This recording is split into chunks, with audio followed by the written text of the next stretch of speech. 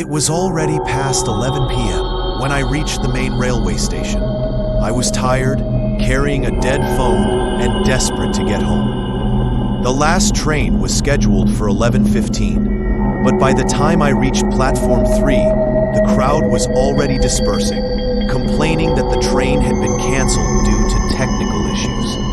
I stood there, helpless. "Is there any train going to Rawal Junction tonight?"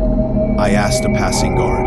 "Not from this side," he said. "Only route left is through the old tracks, if any train is running there at all." He laughed under his breath. "But nobody goes there." He walked away before I could ask more. The old tracks led toward the abandoned station, Old Norabad Junction. No one used it. The place was locked, decaying, falling apart. But I was desperate, so I made the mistake of looking for another way. And that mistake led me directly to the place no living person should enter. It was surprisingly easy to reach. A broken fence behind the main station led straight to a fog-covered pathway. My footsteps echoed through the silence. The air smelled like rust and damp wood. When I reached the abandoned platform, all I saw was darkness and dust. The metal roof was sagging. The benches were rusted through. The signboard, Norabad Junction, hung crookedly, half broken. Then, something strange happened. The digital clock above the ticket booth flickered. 11:40 p.m. The numbers glowed faintly, even though the entire station had no electricity.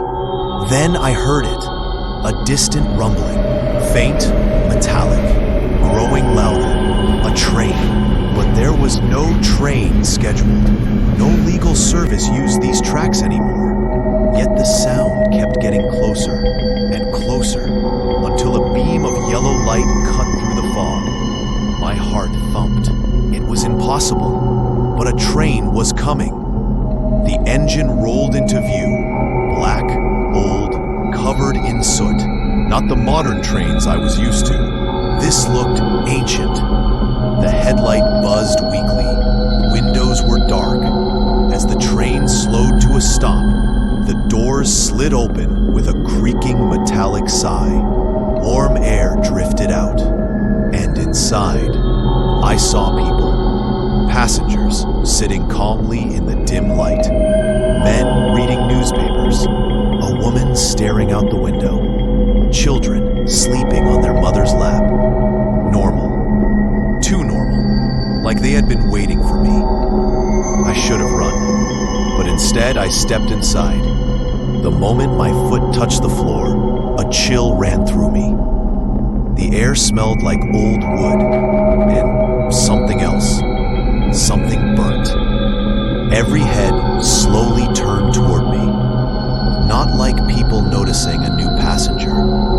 No, more like synchronized movement, as if an unseen command told them to look. They weren't smiling, they weren't frowning, they simply stared, expressionless, eyes empty. I swallowed hard and took a seat near the door. "Does this train go to Rawal Junction?" I asked a middle-aged man across from me. He blinked slowly, then said in a dead, flat voice, "We all go somewhere." I felt my throat tighten. Before I could ask anything else, the lights flickered violently, then steadied. The train began to move. As the wheels clattered on the old tracks, I noticed things I hadn't seen before. The passengers' clothes were torn, outdated, burnt around the edges. A little boy, sitting 2 rows ahead, had ash on his shoulders. A woman's hair looked singed. A man's newspaper was half burnt, charred around the rim. My heartbeat quickened. I whispered to myself, "What the hell is this?" The man sitting beside me slowly turned his head. "You shouldn't have boarded," he said softly, almost sadly. I froze. Why? He kept staring ahead.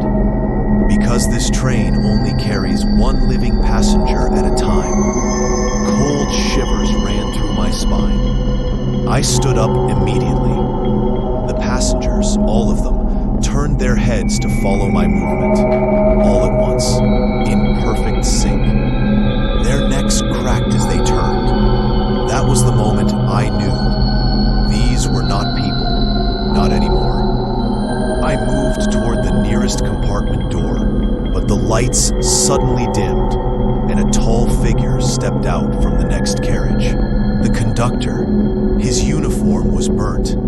His hat melted on one side. His skin darkened with soot. He walked with a slight limp, dragging something across the floor. The metal puncher. He stopped right in front of me.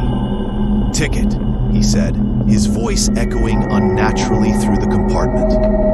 I don't have one," I whispered. The puncher hit the floor. Clang.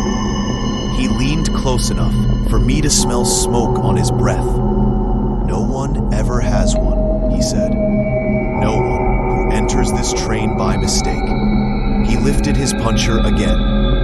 "This train only carries the dead, but once in a while, the living wander in." I backed away, trembling. "What do you want from me?" He tilted his head. "Only what the fire took from us." Suddenly, the train lights flashed white, blindingly bright, and the compartment dissolved into a burning vision. Flames, screams, metal twisting like paper. I was seeing it, the accident that destroyed this train 15 years ago. People trapped inside, windows shattered, smoke filling the compartments.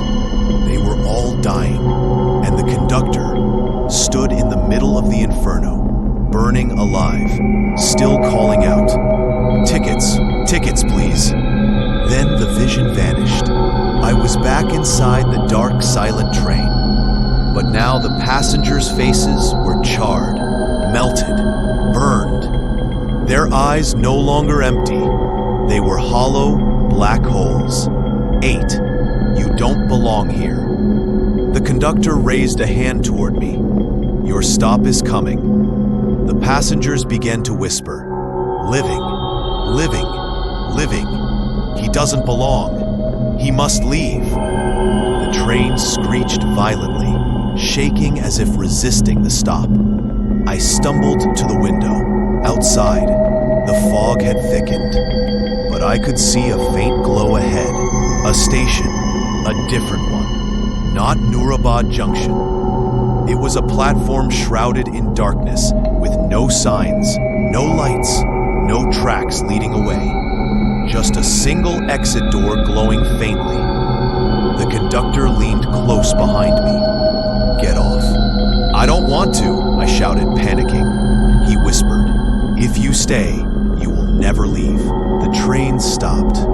Not smoothly, but with a violent, painful jerk, like metal grinding against bone. The doors creaked open. The passengers all turned their heads toward me, their necks bending unnaturally, waiting, expecting. The conductor pointed to the open doorway.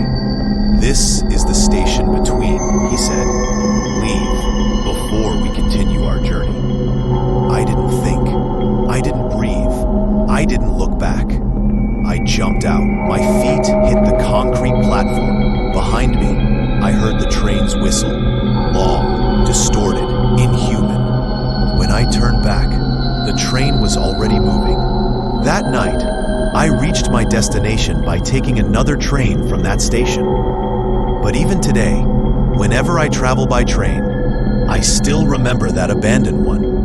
And I still remember that the passengers and the conductor on it were not human.